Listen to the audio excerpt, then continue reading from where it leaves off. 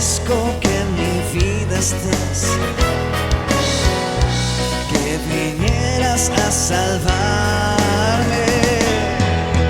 Dejaste el trono para mostrarnos la luz, de tu trono a la cruz y mi deuda pagar, de la cruz al morir, de la muerte a tu trono, tu nombre levantaré.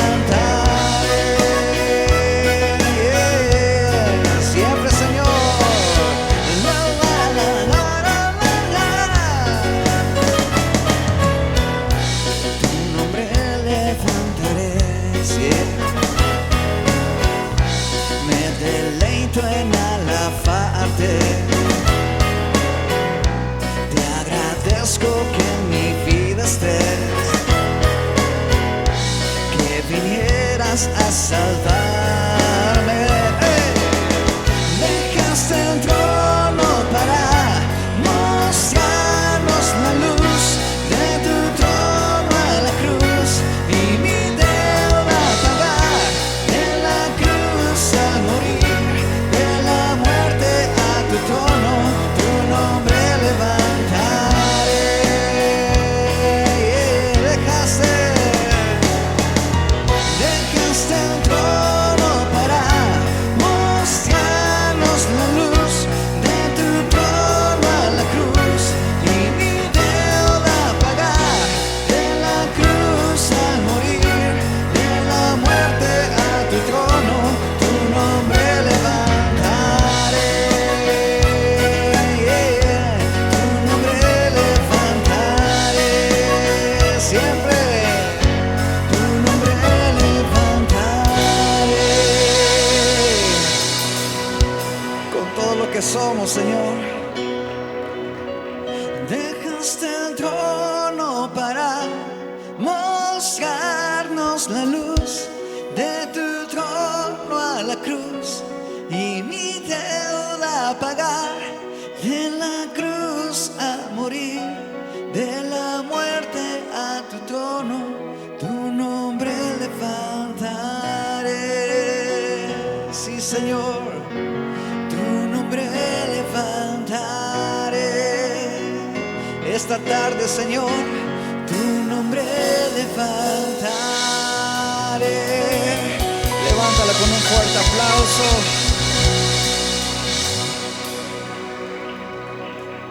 Ese es nuestro deseo, Señor.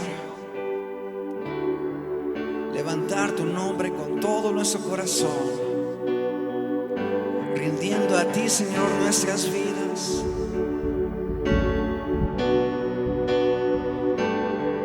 Todo a ti, Señor.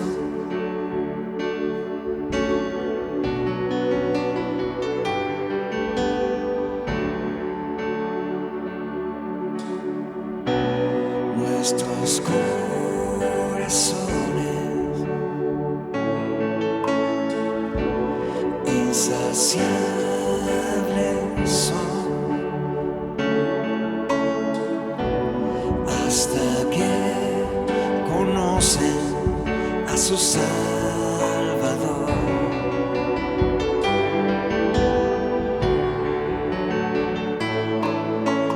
Tal y como somos nos amó,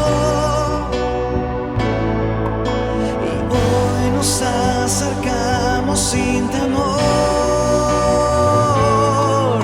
y Él es el agua que al beber nunca más tendremos sed. Jesucristo basta, Jesucristo basta. Mi castigo recibió y su herencia me entregó. Jesucristo basta, Jesucristo basta.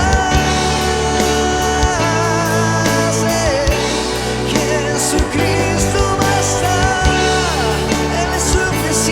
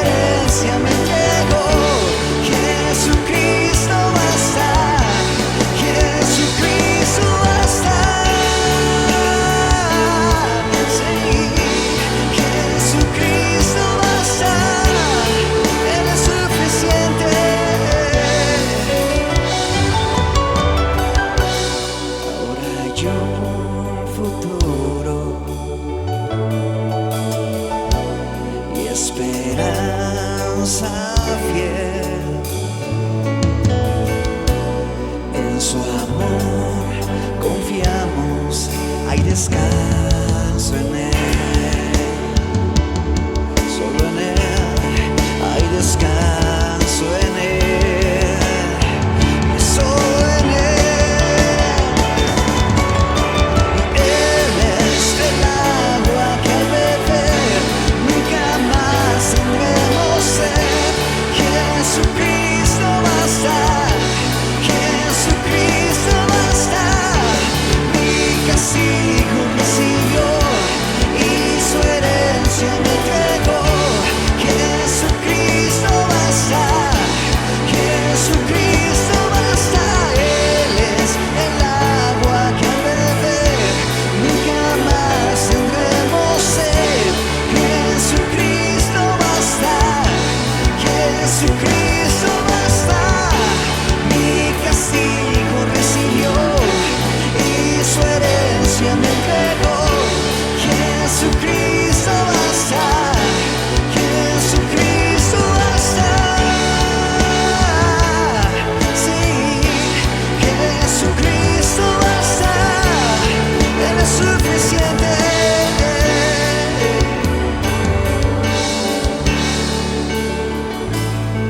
Tu amor es suficiente, Señor. No necesitamos nada más. Solo tu presencia.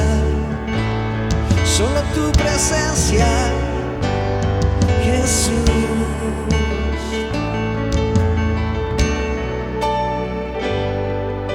Y Él es el agua que al beber nunca más tendremos sed. Jesucristo basta. Jesucristo basta. Mi castigo recibió y su herencia me entregó. Jesucristo basta. Jesucristo basta. Así es, Señor. Tu amor es suficiente.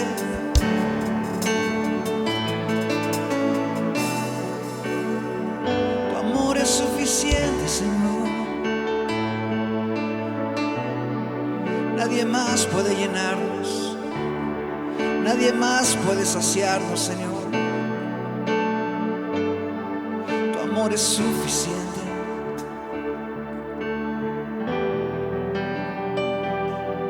Tu amor es suficiente.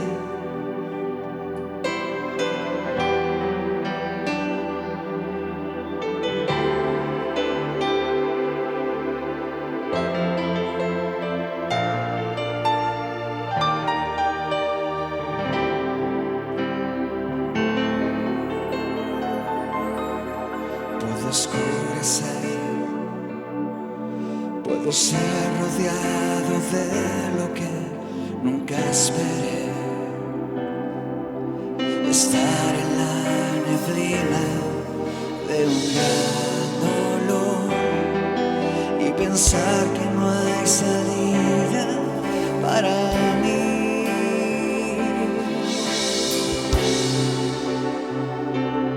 Pero hay una que nunca me dejará desfallecer. Y aunque yo no lo deba merecer, me sostiene. Sí, Señor.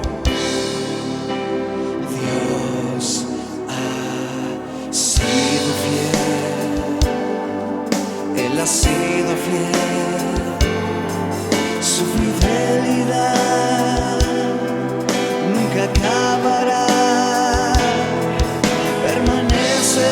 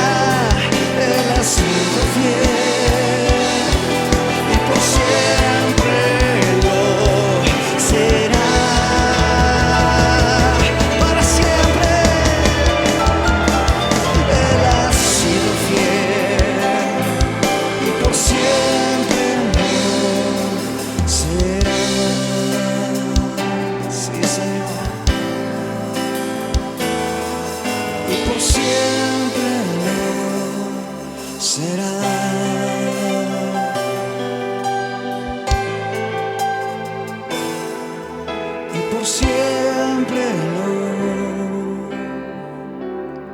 será. Así es, Señor, para siempre es tu fidelidad, incomparable es tu amor, para siempre, para siempre.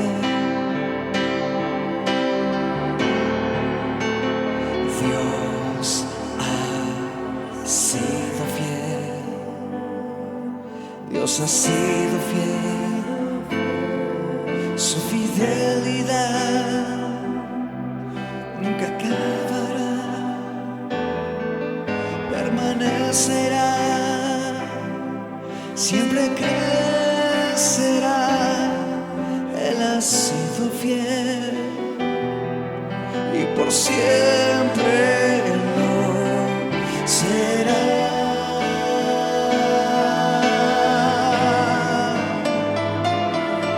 Él ha sido fiel y por siempre lo será.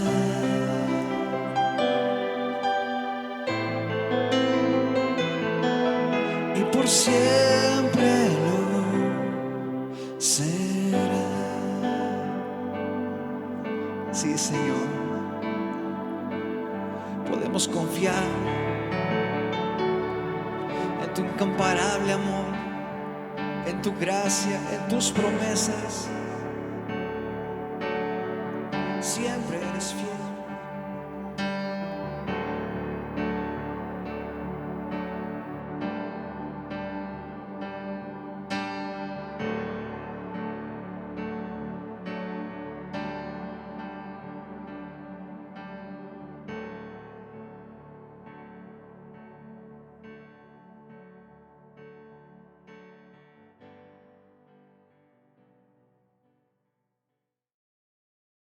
Hoy vamos a estar hablando de la obediencia y creo que todos disfrutan la obediencia cuando otros nos obedecen.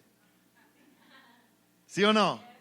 Ese es el chiste de que a veces pensamos que la obediencia es algo que corresponde a la otra persona. Y yo recuerdo cuando era niño pensando, ojalá que venga el día en que tengo yo unos 18 años, jamás necesito obedecer, ya no estoy abajo la autoridad de mis padres, todas esas cosas. No sé si ustedes también tenían ese pensamiento a veces de que logrando una edad nosotros no necesitamos ser bajo la autoridad de otra persona. Pero una de las cosas que aprendemos poco a poquito es de que mientras estamos como niños, estamos por aprender la obediencia, y cuando somos adultos, aún más es importante.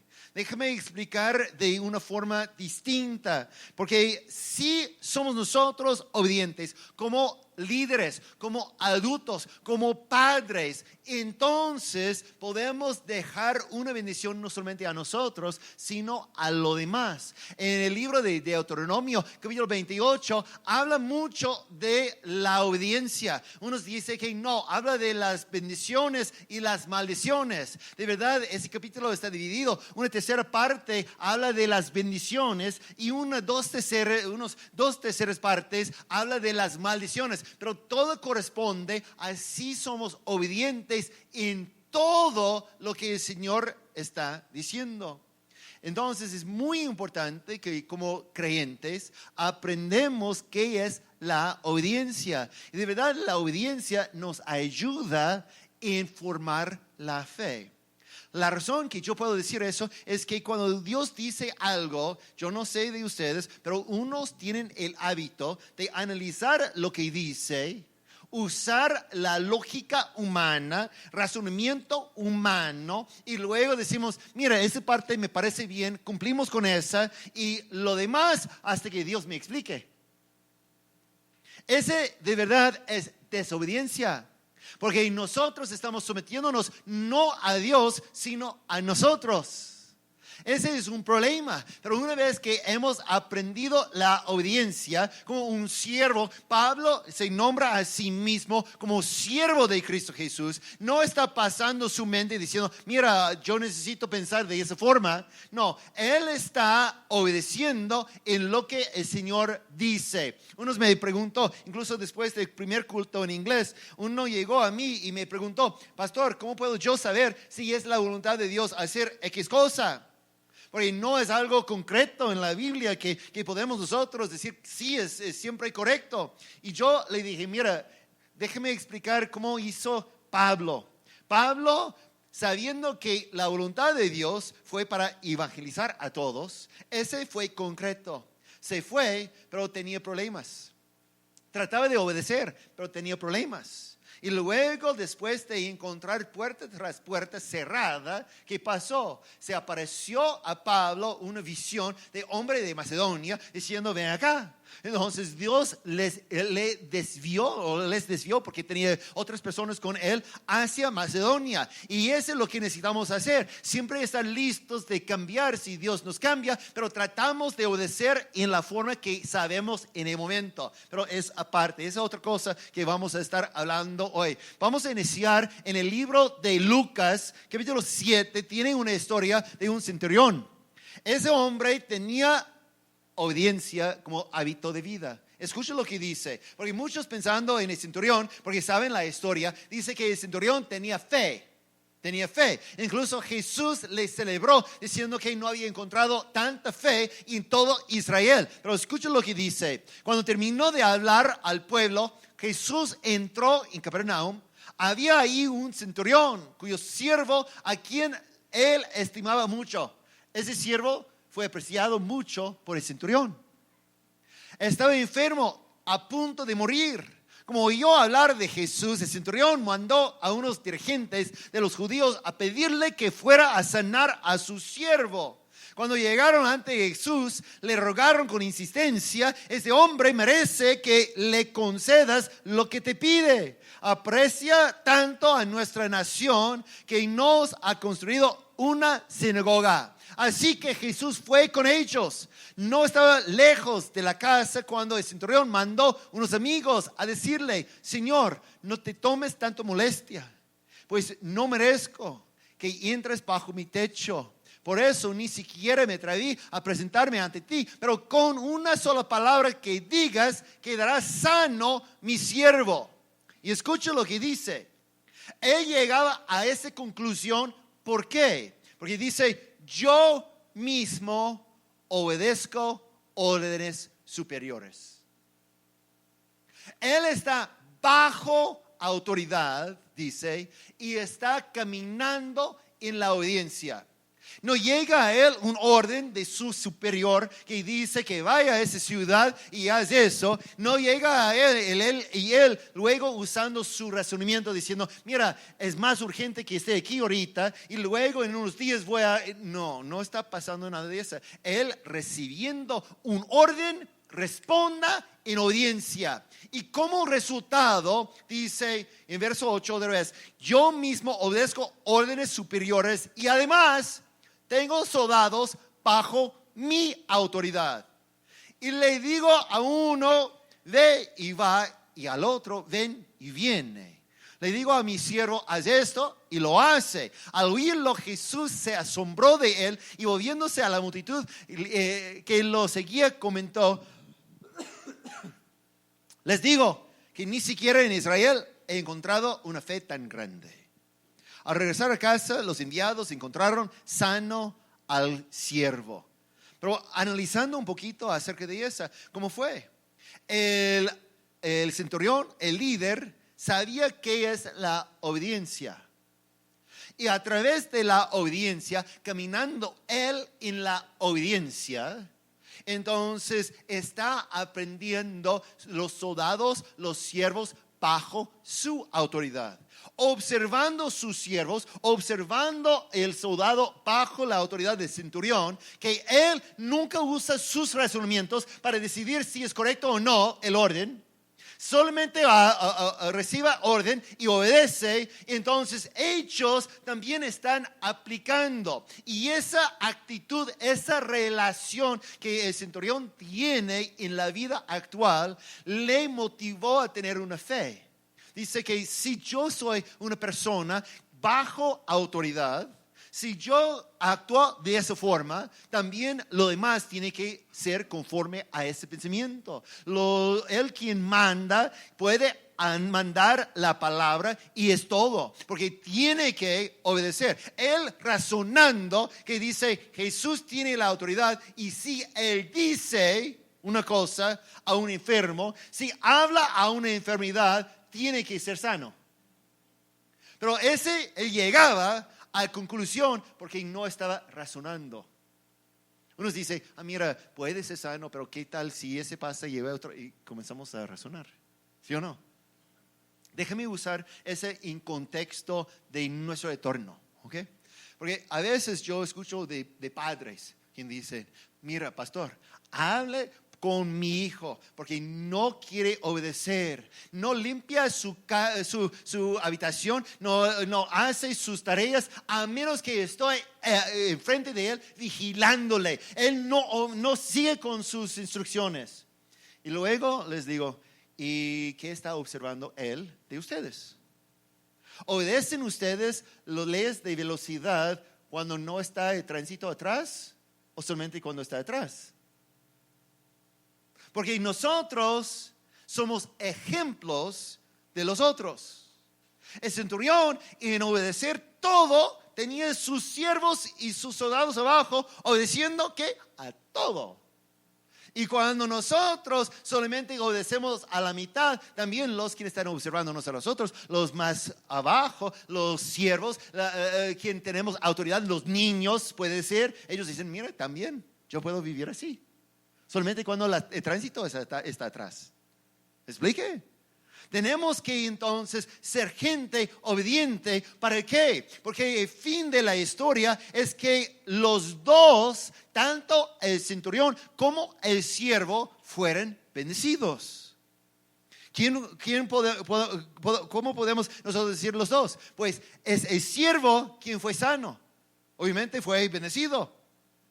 Pero también estaba bendecido el centurión, porque el siervo fue uno quien fue estimado mucho por el centurión. Los dos. Y nosotros, yo creo, como creyentes, como pueblo de Dios, queremos obedecer y llevar, porque escúchame, la obediencia provoca una bendición no solamente sobre nosotros, pero lo más alto nivel de autoridad que llegues va a proveer una bendición sobre los demás. Si un niño está caminando en la obediencia, lleva en sí una bendición. Pero cuando el padre está caminando en la obediencia, lleva en sí, pero también en la familia, en el trabajo, en diferentes aspectos, porque esa persona lleva una bendición, porque otros también están caminando de la misma forma. Lo más alto que subimos de autoridad, de edad, de cualquier posición, lo más que es necesario que obedecemos a 100%, porque no solamente la obediencia afecta a nosotros, sino a los demás. Y también necesito avisarles que al revés aplica.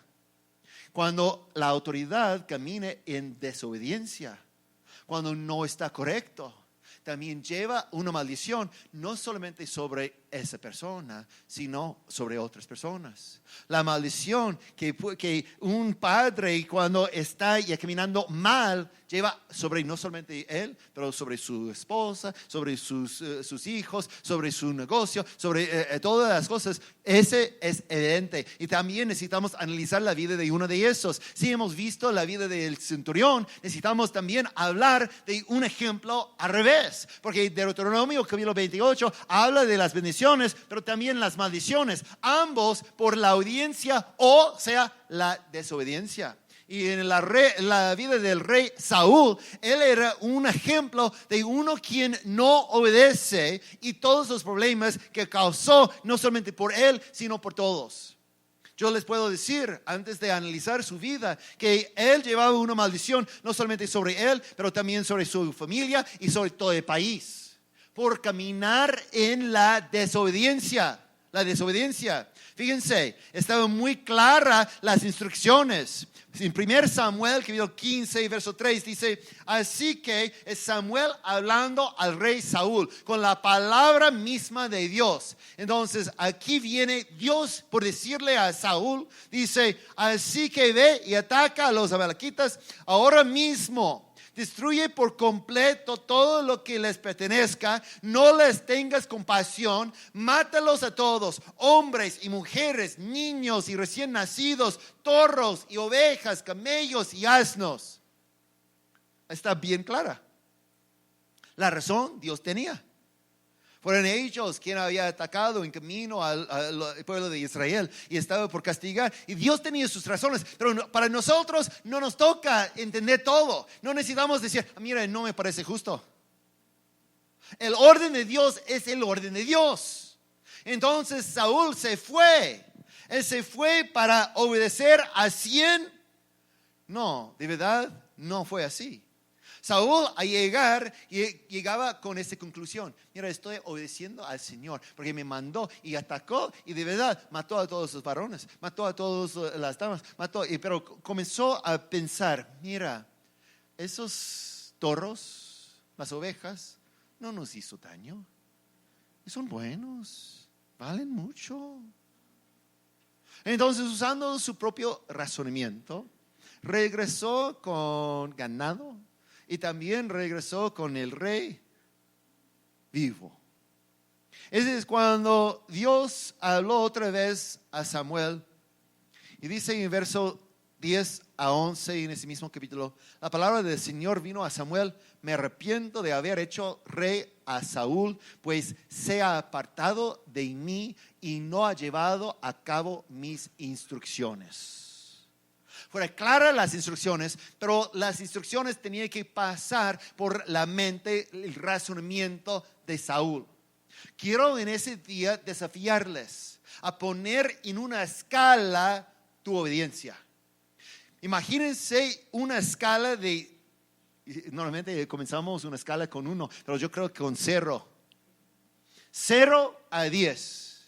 En ese momento podemos nosotros imaginarle a Saúl con la escala diciendo como a las 8, porque estaba saliendo, hizo un esfuerzo para obedecer, pero luego usaba sus razonamientos y podemos nosotros decir que fuera a 8. Pero fíjense, hermanos, la obediencia conforme a Dios, y otra vez haciendo referencia a Deuteronomio capítulo 28, es que tenemos que ser obedientes en todo. La obediencia en la escala que sea de 8 para Dios resulta en maldición. Si subamos a 9.9, aún nos queda con la maldición. Dios manda bendición solamente sobre los quienes están en la escala a las 10. Pero regresando con ese hombre, Saúl, la maldición comenzó a llegar sobre él. Y podemos nosotros incluso leer en capítulo 13, versos 13 a 14, Dios dice, es Samuel hablando a Saúl, dice: te has portado como un necio, usando su propia lógica, su propio razonamiento, haciendo las cosas conforme a lo que él quería. No has cumplido el mandato que te dio el Señor tu Dios. El Señor habría establecido tu reino sobre Israel para siempre. Les pregunto, ¿qué significa cuando dice habría establecido tu reino sobre Israel para siempre? Es para decir que Dios tenía una bendición para establecer no solamente a él, pero a otros. La maldición de la desobediencia no solamente iba a afectarle a Saúl, pero a otros. En ese caso podemos nombrar a Jonatán. Jonatán, su hijo, nunca iba a recibir el reino, nunca va a caminar como el rey de Israel, no porque se portó mal Jonatán, sino porque su papá caminaba como, dice, un necio. No caminaba en la obediencia. Y la desobediencia le llevaba una maldición a la vida, pero también afectaba a otras personas. Escúcheme, hoy vivimos en un momento en cual Jesús nos salva y es la perfección que nunca logramos. Y nosotros, cada uno se queda de pie por sí mismo, no por otra persona. Estamos hablando de un ejemplo del Antiguo Testamento, pero en forma todavía llega. A veces tenemos niños quien por maldición que está caminando su padre, caminan en pobreza, no tienen suficiente comida, tienen maldiciones que están viviendo. Ese todavía afecta la vida. Dice Dios que podía establecer su reino de Saúl para siempre. Pero ahora te digo que tu reino no permanecerá. El Señor ya está buscando un hombre más de su agrado y lo ha designado gobernante de su pueblo. Pues tú no has cumplido su mandato, dice. Entonces Dios cambió. Plan A, podemos nosotros decir, fue para establecer a Saúl por todos. Y si había caminado en las bendiciones o en la obediencia, digo, iba a encontrar el nombre de Saúl en la genealogía de Jesús. Pero no podía establecer para siempre el reinado de Saúl. ¿Por qué? Porque caminaba usando su propia lógica. Saúl no fue el único entonces quien sufría por su rebeldía. Jonatán. También podemos nosotros mencionar en paso su hija, quien se quedó estéril y no podía tener hijos. Tenía sobre la familia de Saúl una maldición. Cuando el reino de Saúl pudiera permanecer para siempre, no podía por la desobediencia. Le hizo desaparecer la bendición. Saúl entonces trataba de hacer las cosas conforme a la voluntad suya. Cuando iniciamos la práctica de Saúl, comenzamos imaginándole como en la escala como en 8. Pero luego Dios está por establecer a David. Y Saúl, a ver que David está levantando cada vez más con la bendición de Dios, ¿qué pasa? Saúl comienza a atacar a David, comienza a lanzar, comienza a tratar de matar a David. Incluso hasta una vez su propio hijo Jonatán, quien había decidido mejor es que David sea el rey y yo el segundo. Había aceptado. Y dice, esa es la bendición que yo voy a dejar por mis hijos. Pero ¿qué pasó? Cuando se levantó Jonatán contra su papá diciendo no debías portarse así, debía cuidar mejor y tratar mejor a David. E incluso su papá lanzó para tratar de matarle a él. Se formó un conflicto fuerte. Comenzó entonces Saúl buscarle a David en toda parte para matarle. Y una vez estaba dormido. Mientras David agarraba sus cosas, su jabalín, su agua, saliendo a una distancia, y confirmó, mira, yo soy inocente. Y el rey Saúl dice, mira, entonces no te voy a buscar más, eres más justo. Pero volvió a hacerlo, buscándole a David. Más tarde estaba otra vez con oportunidad David y cortó un parte de su manto para probar que pudiera matarle. Y otra vez el rey Saúl dice, eres más justo que yo, entonces no te voy a buscar nada más. Pero cada vez Saúl estaba regresando y buscándole a David. Llegando a capítulo 27 de 1 Samuel, tenemos, y solamente tiene 12 versos ese capítulo 27, entonces voy a leer todo. Dice, con todo David pensaba, un día de esos voy a morir a manos de Saúl, porque seguía buscándole aun cuando fue inocente. Lo mejor que puedo hacer es huir a la tierra de los filisteos. Así Saúl se cansará de buscarme por el territorio de Israel y podré escapar de sus manos. Acompañado de sus 600 hombres, David se puso en marcha y se trasladó a la tierra de Gat. Fíjense, esa es la tierra donde salió Goliat. David, ¿puede imaginar eso? David llegando a la casa de Goliat con sus hermanitos y dice, aquí estoy, porque es más seguro aquí que allá con Saúl.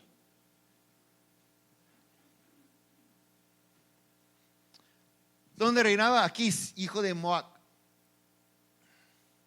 Tanto David como sus hombres se establecieron allí y quedaron bajo la protección de Aquís. Cada hombre había llevado a su familia, 600 hombres juntos con su familia, un grupo grande.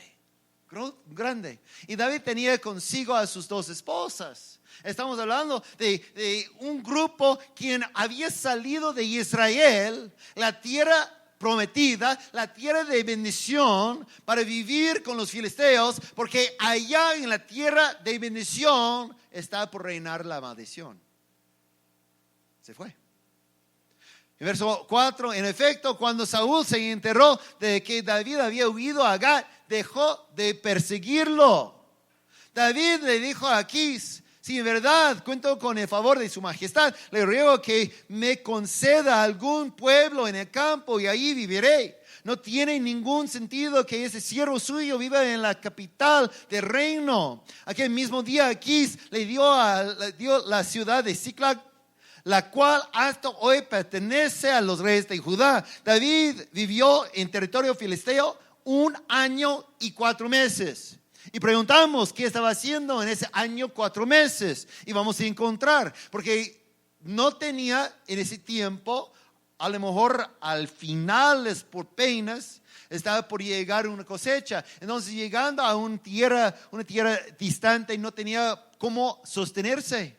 ¿Cómo sostiene? Entonces acostumbraba a salir en campaña con sus hombres para saquear a los gerzeos, los geresitas y los amalequitas, pueblos que durante mucho tiempo habían habitado en la zona que se extiende hacia el sur y hasta el país de Egipto. Es decir, que estos pueblos estaban mezclados con los filisteos. Y David salió solamente para anotar una cosita. Cuando recibió Saúl, la instrucción inicial fue por el último grupo amalequitas. Ir y destruir. Pero todavía quedaba tanto que David tenía la costumbre de salir en campaña contra estos. Y dice, cada vez que David atacaba la región, no dejaba a nadie con vida, ni hombre ni mujer, antes de regresar a donde estaba Aquís. Se apoderaba de ovejas, vacas, asnos y camellos, hasta de la ropa que vestían. Si Aquís le preguntaba, ¿qué región saqueaste hoy?, David le respondía, la del sur de Judá, o bien la del sur de Jerameel, o la del sur donde viven los kenitas. David no dejaba con vida ni a hombre ni a mujer, pues pensaba que si llevaba prisioneros a Gat, lo denunciarían por lo que estaba haciendo. Ese fue su patrón de conducta todo el tiempo, es decir, 1 año 4 meses, que estuvo en territorio filisteo. Aquís, por su parte, confiaba en David y se decía, David se está haciendo odioso a los israelitas, su propia gente, sin duda me servirá para siempre. Tenemos esa historia. No puedo mostrar un texto para decir lo que voy a decirles, pero creo que es correcto. Escucha lo que estoy pensando. Si David se fue, está haciendo estas cosas, ¿qué va a pasar? Aún sin dejar con vida a una persona, alguien un día va a llegar a la ciudad y encontrarla vacía, con solamente muertos. Está en el territorio de filisteos, bajo la protección filisteo. ¿Qué va a pensar? Los filisteos van a decir, los israelitas están pasando la frontera y atacando a nosotros. ¿Por qué pienso eso? es porque luego en el siguiente capítulo comienzan a juntarse todos los filisteos en guerra contra los de Israel. Por tantos años no tenía ese problema, pero ahorita quieren levantarse contra los israelitas. Y obviamente los israelitas se levantan también. Sí, ellos van a atacarnos y nadie sabe la razón. Yo creo que la razón fue por esa, precisamente. Pero, en fin de cuentas, David se fue con los filisteos, juntándose con Aquís. Se presentó y dice: mira, ahorita vas a ver lo que tu siervo puede hacer. Y Aquís quería que sea parte de la guerra, pero los otros filisteos dicen: mira, no, él fue quien mató a Goliat, no, va a cambiar opinión en medio campo y no va a ir con nosotros. Entonces mandó a David regresar a su ciudad, a su ciudad. Y ese es cuando estaban todos los filisteos a un lado, presentando forma de batalla, en cuando Saúl del otro lado dice: nadie quiere decirme qué debo hacer. Pues ¿quién va a decirle cuando no quiere obedecer? ¿Por qué responda y decir: ese es lo que Dios quiere que hagas, cuando no va a cumplir lo que dice? Entonces, ¿qué hizo? Primero estaba en 8. A lo mejor siguiente, cuando estaba persiguiendo a David, estaba en 5, 3, puede ser. Y ahorita se busca a un medium, uno quien puede convocar a espíritus, porque Dios no le responde. Había dicho que es, incluso la ley de Moisés no puede hacer. Caminando en ceros ahorita, todo desobediencia. Recibiendo la palabra que ese mismo día va a morir. Esa fue la respuesta. Pero tengo que preguntar. Él había caminado caído de 8 a 0 en la escala, porque cada vez no quería obedecer. Sí había reconocido su error, arrepentirse y junto con Jonatán decir: es cierto, David va a ser rey y Jonatán, tú puedes ser el segundo. Yo tengo que preguntarme, ¿iba a tener guerra? Y si no estuviera en guerra, ¿iba a morir en ese día también Jonatán? Tengo que preguntarme. ¿O fue parte de la maldición que provocó la desobediencia? Nosotros cada vez tenemos una decisión. Si nos encontramos hoy en nivel 8, podemos hacer decisiones que nos termina en 5, o podemos hacer decisiones que nos lleva a 10. Es decir, jamás voy a caminar así. Voy a ser como ese centurión, quien estaba decidido en solamente obedecer, no pasar mi propio razonamiento. Necesitamos nosotros hacer decisiones, y David sí obedece a Dios. Fíjense que las reglas de Dios fueron obedecidos. Su patrón de vida fue para atacar a esos amalequitas. ¿Cómo fue la voluntad de Dios? Y cuando regresó David a su ciudad de Ziklag, encontró que también fue atacada la ciudad. Un grupo había llevado afuera todo el botín e incluso las familias. Y sus hombres querían incluso matarle a él. Pero fíjense, la primera cosa que David hizo fue para buscarle a Dios. Luego voy a explicar de esa parte. Pero David caminaba en la obediencia y sabía que destruir los amalequitas no fue solamente un trabajo asignado a Saúl, sino fue la voluntad de Dios. Es lo mismo como discípulos de Dios, discípulos de Cristo Jesús, sabemos lo que tenemos que hacer. Hace unos momentos mencioné de esas cosas que sí sabemos o no. Entonces comenzamos y Dios nos puede guiar. Pero hay tantas cosas en la Biblia que ya son concretos, que necesitamos hacer. Unos no pueden decir: mira, qué lindo, Mateo 28, cuando Jesús llegó a sus discípulos y les envió a todo el mundo, a los discípulos. ¿Saben? Que sí fue la voluntad en ese momento, también todavía es la voluntad para nosotros. Tenemos obligación de cumplir. Y si no podemos ir, si no somos los que vayan, estamos, escúcheme, obligados por la audiencia proveer, hacerlo, que sea algo que reconocemos es la voluntad de Dios. Y pues todos los domingos tenemos oportunidad de apoyar a los misioneros. Déjame usar un ejemplo. Yo tengo familia, es familia. Por relaciones, ¿cómo puedo decir? El esposo de la segunda prima, del pedastro de mi esposa, entonces familia. Hace unos años estaba invitado a ser pastor de una iglesia en Florida. Estaba muy impresionante el edificio de tal lugar. Tenía espacio por hasta 6,000 personas. Pero al llegar solamente tenía unos 500 personas. Y parecían muy pocos en un lugar tan grande, aún siendo 500 personas. Y él aceptó y llegó para encontrar el lugar con una deuda de hipoteca grande.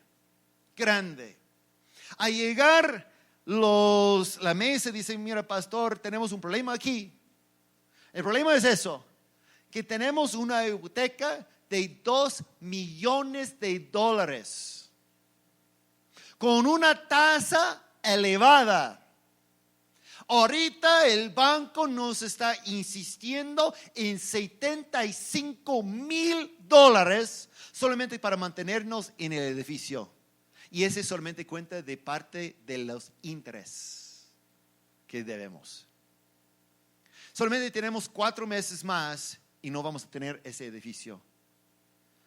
Y el pastor, mi familia, dijo, mira, entonces a mí parece como solamente una cosa que podemos hacer. Y todos su mesa, escuchándole. ¿Qué vamos a hacer, pastor? Vamos a tener una convención de misiones.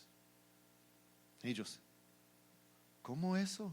Pues tenemos 4 meses, 3 meses, ya preparamos con todo bien y etcétera. Invitamos a misioneros y por mínimo, aun cuando no vamos a tener el edificio, vamos a terminar mandando misioneros.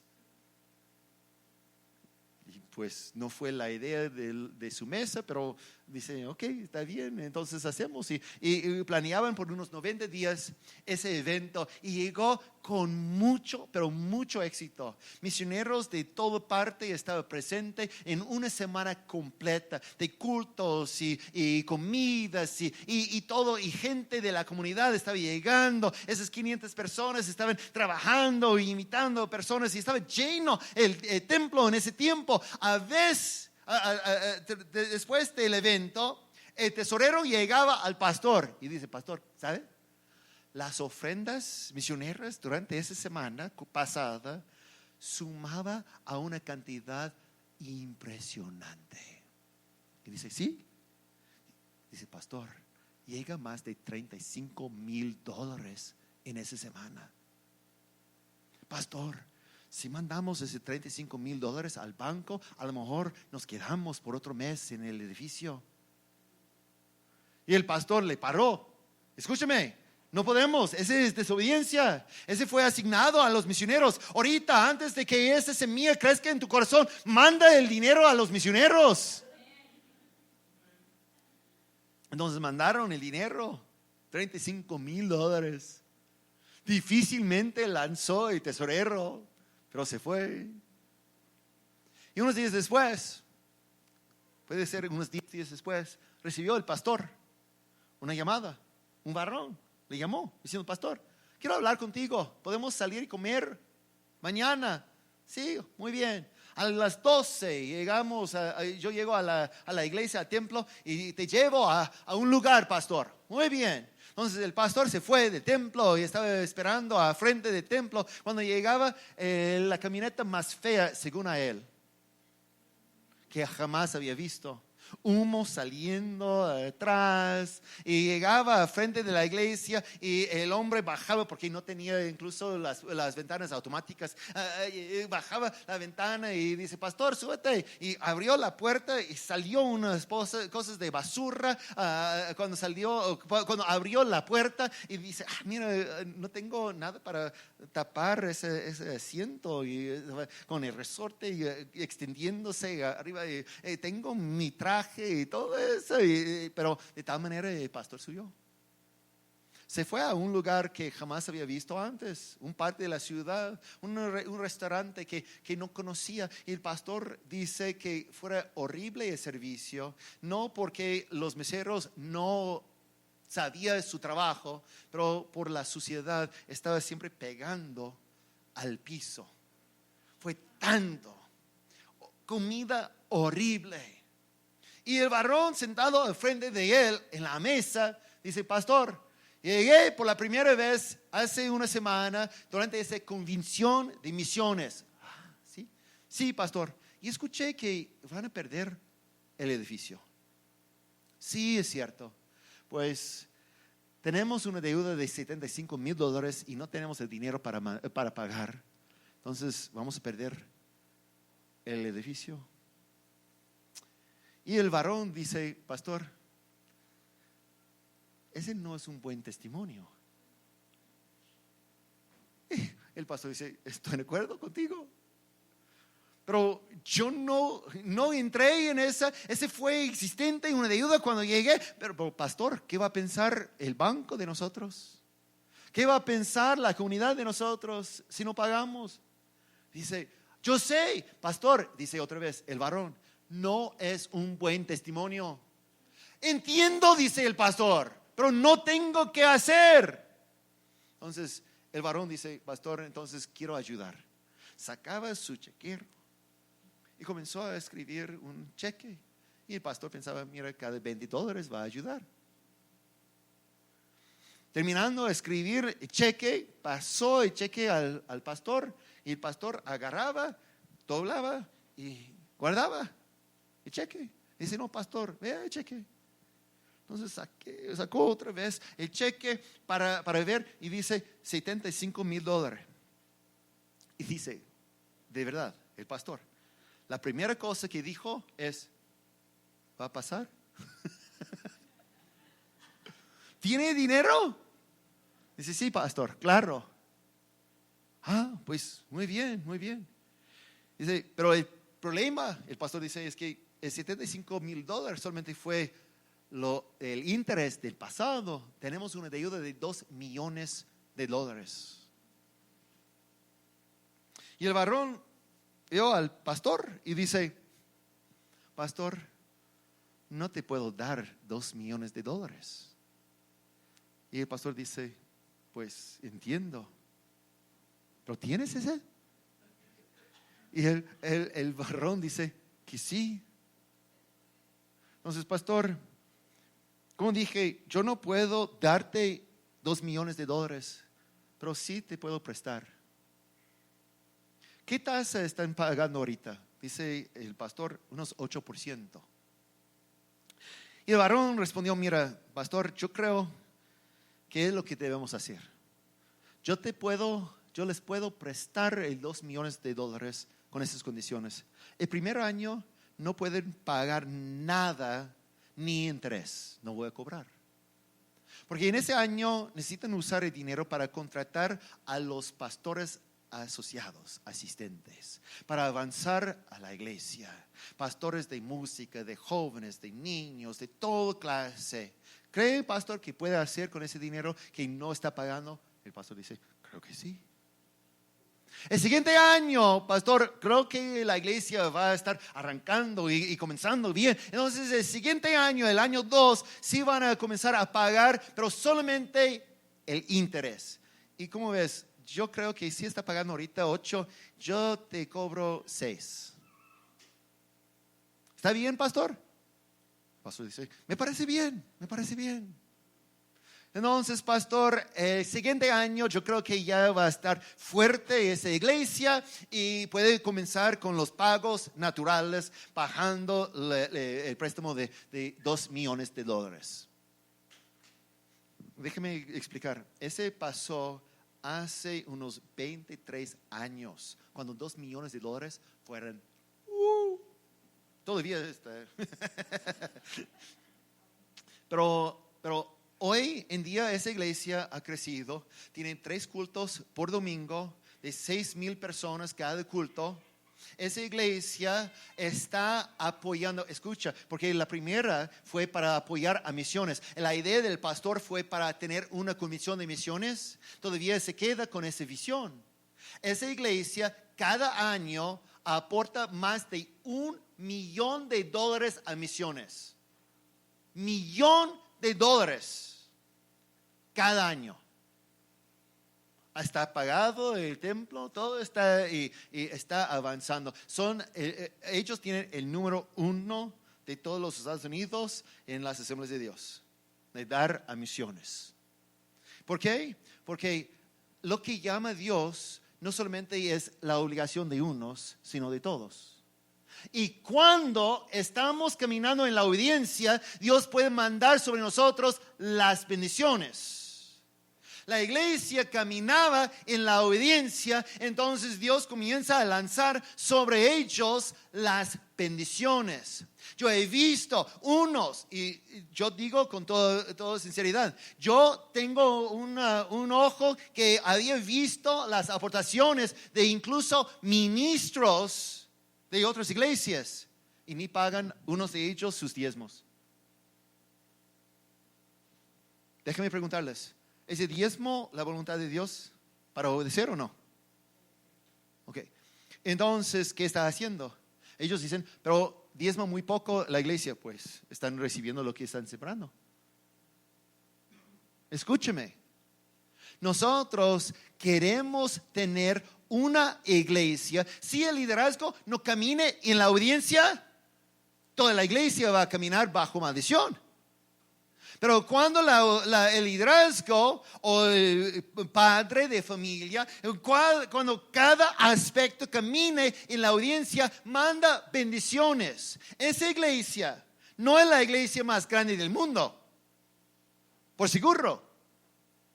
Pero tenemos allá un reconocimiento y tenemos años, y está ya archivados los reconocimientos, de apoyar Amor en Acción. ¿Por qué hacemos? Porque somos bendecidos. ¿Es porque tenemos demasiado dinero? No, pero somos bendecidos. Tenemos allá un reconocimiento que marca que esa iglesia recibió el honor o el reconocimiento de 8º lugar a nivel nacional de aportaciones a misiones. ¿Por qué? Hay iglesias en esta nación de 1,000 personas. De 2,000 personas que ni están en la lista de los 10. ¿Pero por qué nosotros? Porque creemos en lo que Dios está diciendo. Y si obedecemos, vamos a recibir más, vamos a ser bendecidos. Y creemos, cuando Dios nos llama, todos nosotros como sus hijos tenemos que obedecer. Obedecemos, todos nosotros tenemos que evangelizar, todos nosotros. Eso es lo que estoy diciendo, que no podemos solamente obedecer a un parte. Tenemos que decir, yo necesito, es mi obligación de obedecerle a Dios. Y les doy oportunidad, les damos como iglesia oportunidad de ayudar con los misioneros. Les damos oportunidad de ayudar con la albergue. Les damos oportunidad de obedecerle a Dios. Pero la oportunidad cada quien tiene que agarrar. Porque queremos que no solamente la iglesia camine con la bendición, pero que cada familia también lleve esa bendición. Cuando hablamos de David, él tenía otra vez esa oportunidad de obedecer. Cuando llegaba a su casa, encontrar la ciudad vacía, porque los amalequitas, había quitado todas las familias. La primera cosa que David hizo no fue, vamos a atacar. No, la primera cosa que hizo David es preguntarle a Dios, ¿qué debo hacer? ¿Por qué hace eso? Porque quiere obedecer. ¿Cómo podemos obedecer si no preguntamos a Dios? ¿Debo hacerlo o no? Entonces, aquí tenemos el texto y 1 Samuel capítulo 30, versos 7 a 8. Entonces le dijo al sacerdote Abiatar, hijo de Amalek, tráeme el éfod. Tan pronto como Abiatar se lo trajo, David consultó al Señor, debo perseguir a esa banda, los voy a alcanzar. Y escucha lo que dice, persíguelos, le respondió el Señor, vas a alcanzarlos y rescatarías a los cautivos. Pregúntale a Dios y luego respondió Dios. ¿Y qué pasó? David se fue. Se recibió otra vez David la oportunidad de obedecer. Dice, entonces obedecemos. Estamos cansados, pero obedecemos. ¿Quién fue? Como había mencionado, Amalequitas. Y yo reconozco que en la Biblia tenemos unas cosas que no son parte de la Biblia. Déjame explicar, antes de crucificarme. En el texto original no tenemos capítulos ni versos, los números. No tenía esa división.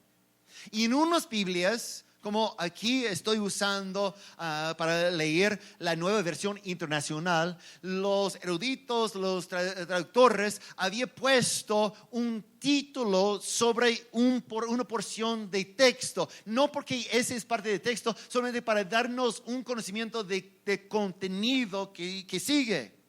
Y ellos, aun cuando no es parte de la Biblia, sumando el contenido de 1 Samuel 30 es lo que tiene sobre el capítulo. David derrota a los amalequitas.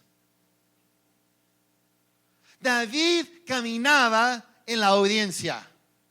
Él cumpla lo que Saúl no quería, no podía hacer. Pero la pregunta que nos toca a nosotros, porque podemos analizar la vida de Centurión, podemos analizar la vida de Saúl, podemos analizar la vida de David, pero la pregunta por nosotros es ¿dónde nos encontramos a nosotros en la escala de obediencia? ¿Nos encontramos a 8? Entonces tenemos lugar para subir y también lugar para bajar.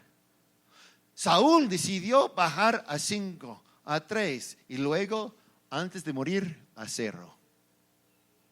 Pero también he visto unos que tienen una obediencia a las 8, escuchando que Dios exige la obediencia completa y suben a Dios, a 10, también a Dios. Eso es lo que quiero desafiarles. Analizar bien dónde estamos y obedecemos. La lógica siempre trata de impedirnos. Podemos escuchar.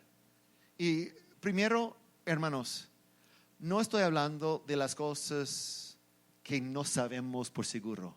Unos dicen, mira, es porque pastor, yo no sé si Dios quiere que haga eso o otra cosa. Fíjense, comenzamos en ese aprendizaje con lo que sabemos. Yo les puedo decir unas cosas que sabemos y también ustedes. ¿Creen que es la voluntad de Dios que decimos la verdad o mejor una mentira? La voluntad de Dios, su orden, es decir, la verdad. Amén. Ok, hemos hablado de diezmo. ¿Es la voluntad de Dios diezmar? ¿Sí o no? Entonces tenemos unas cosas que podemos con las escrituras decir, esa es la voluntad de Dios. Comenzamos con esas. Simplemente comenzamos con esas. Caminando en la obediencia. Subamos y dice, yo no voy a discutir, no voy a decir que no tengo tiempo, no tengo oportunidad. No, yo no voy a discutir porque no tiene que pasar por mi razonamiento, solamente necesito obedecer. Porque yo quiero la misma bendición que tiene el centurión y luego su siervo. Yo quiero que esa iglesia camine con la bendición. Yo quiero que esa iglesia tenga familia tras familia, con los padres caminando en la obediencia para mandar a sus hijos a la escuela cada vez con una bendición, que todo lo que hacemos sea bajo bendición. Jesús nos pregunta en Lucas 6:46, ¿por qué me llaman ustedes Señor, Señor y no hacen lo que les digo? Porque Él reciba la obediencia como amor. No podemos decir que Él es el Señor cuando todavía nosotros somos quienes están haciendo las decisiones. Él tiene la autoridad, así como el centurión. Recibimos el orden y decimos así y salimos. Si Dios nos dice, y como otra vez, no se preocupen tanto por las cosas que no saben. Hay suficientes cosas que sabemos. Comenzamos con esos, ¿sí? No nos preocupamos que, pero ¿qué si Dios quiere que vive en esa otra casa? Pues todas esas cosas. Pedimos la intervención de Dios, hacemos lo que mejor podemos nosotros hacer, pero con la intención de obedecer. Pero por mínimo necesitamos obedecer lo que es instrucción clara. Como Saúl tenía instrucción clara, les desafío poner en práctica todo lo claro. Los 10 mandamientos, hazlo. Hoy mismo, después de culto, me llegó a una pareja, y me preguntó acerca de oficiar una boda, porque no quieren caminar en desobediencia nada más. Ni sabía que estaban. Nosotros tenemos que aplicar lo que la Biblia dice para salir con la bendición. Amén. Entonces, inclinamos el rostro y rogamos al Señor por su favor.